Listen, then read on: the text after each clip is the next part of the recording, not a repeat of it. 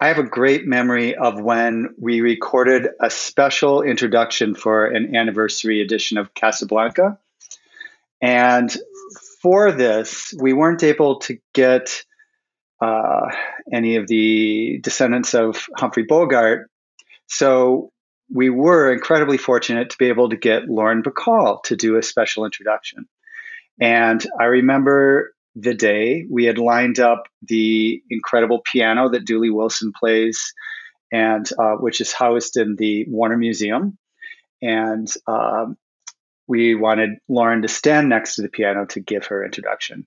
So we hired a producer um, to produce that particular segment, and he lined up the limo for Lauren, and everything was set. She had very minor requests. She wanted a corned beef sandwich, I think a dill pickle and potato salad from Art's Deli, and that was pretty easy to fulfill. Happy to do that. She had really nothing else she wanted.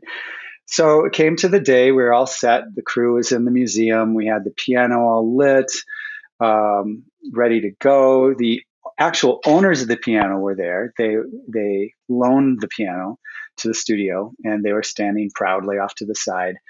So we're waiting for the shoot to start.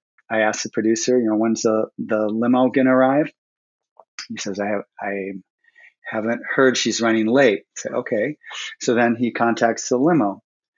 The limo accidentally took her to Warner Hollywood Studios, which at the time was the studio near the Formosa off, I think, Santa Monica Boulevard, which Warner owned. And I don't know how this happened, but they went there. So they were turning around. They were on their way to the studio. Fine. Okay. So we wait for a few minutes. It's only about 10 minutes or so away. We're waiting. Still nothing.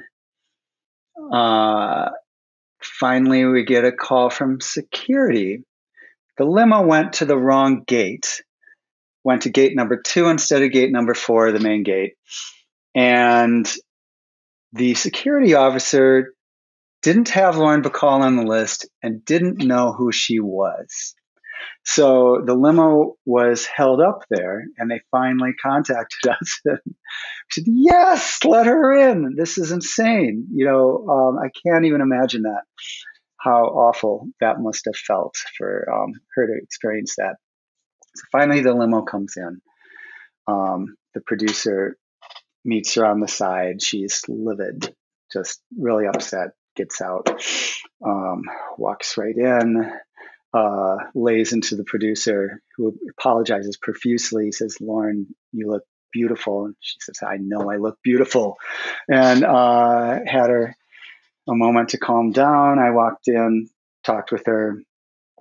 She was handling it pretty well. She then walked out of the dressing area into the main museum where everybody was. And it was like a light switch turned on. Her face lit up, big smile.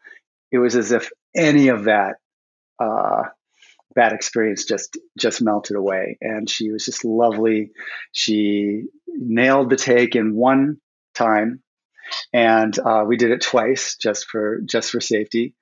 And then she walked around and thanked every single crew member, chatted with us, with the people on the piano, and she left in a really good mood.